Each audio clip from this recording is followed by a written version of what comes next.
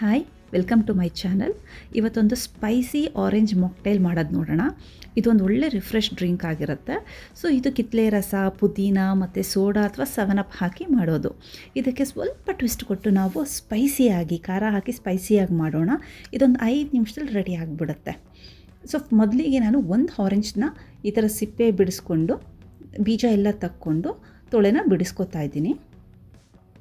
So ಇದು 1 glass ಅಷ್ಟಾಗುತ್ತೆ ಇದು. So ಈ ಥರ ಎಲ್ಲ ಬಿಡಿಸ್ಕೊಂಡು ಒಂದು ಗ್ಲಾಸ್ಗೆ ಈ ಬಿಡಿಸಿರೋ ತೊಳೆ ಎಲ್ಲ ಹಾಕ್ಕೊಂಡು ನಾವು ಸ್ವಲ್ಪ ಪುದೀನ, ನಿಮಗೆ ಎಷ್ಟು ಬೇಕಷ್ಟು ಪುದೀನ ಹಾಕ್ಕೊಳ್ಳಿ. ನಾನಿಲ್ಲಿ ಒಂದು 5ರಿಂದ 6 ಎಲೆ ಹಾಕ್ಕೊಂಡಿದ್ದೀನಿ. ಅದನ್ನು ಹಾಕ್ಕೊಂಡು ಈ ಥರ ಪುಟಾಣಿ ಇರುತ್ತಲ್ವ, ಅದರಿಂದ ಕ್ರಷ್ ಮಾಡ್ಕೋಬೇಕು. ಸೊ ನಿಧಾನಕ್ಕೆ ಪ್ರೆಸ್ ಮಾಡಿಕೊಂಡು ಕ್ರಷ್ ಮಾಡ್ಕೊಳ್ಳಿ, ರಸ ಎಲ್ಲ ಬಿಡುತ್ತೆ. ಈ ಟೈಮಲ್ಲಿ ಖಾರ ಪುಡಿ ಹಾಕ್ಕೊಳ್ಳಿ. ಸೊ ಮಕ್ಕಳು ಕುಡಿದ್ರೆ ಸ್ವಲ್ಪ ಖಾರ ನೋಡಿ ಹಾಕ್ಕೊಳ್ಳಿ. ನಾನಿಲ್ಲಿ 1/4 ಟೀ ಸ್ಪೂನಷ್ಟು ಹಾಕ್ಕೊಂಡಿದ್ದೀನಿ. ಅದನ್ನು ಚೆನ್ನಾಗಿ ಕ್ರಷ್ ಮಾಡ್ಕೊಳ್ಳಿ. ಈ ಥರ ಕ್ರಷ್ ನಿಧಾನಕ್ಕೆ ಮಾಡ್ತಾ ಅದರ ರಸ ಎಲ್ಲ ಬಿಟ್ಕೊಳ್ಳುತ್ತೆ. ತುಂಬ ಚೆನ್ನಾಗಿರುತ್ತೆ, ಟ್ರೈ ಮಾಡಿ ನೋಡಿ.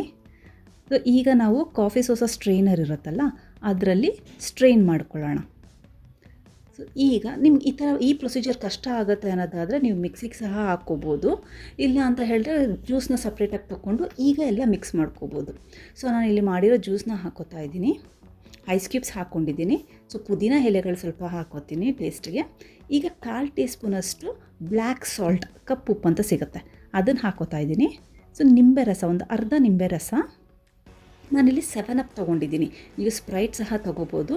ಇಲ್ಲ ಶುಗರ್ ಬೇಡ ಅನ್ನೋದಾದರೆ ಸೋಡಾ ಅಥವಾ ಸ್ಪಾರ್ಕ್ಲಿಂಗ್ ವಾಟರ್ ಅಂತ ಸಿಗುತ್ತೆ, ಅದನ್ನು ಸಹ ಹಾಕ್ಕೋಬೋದು ನೀವು.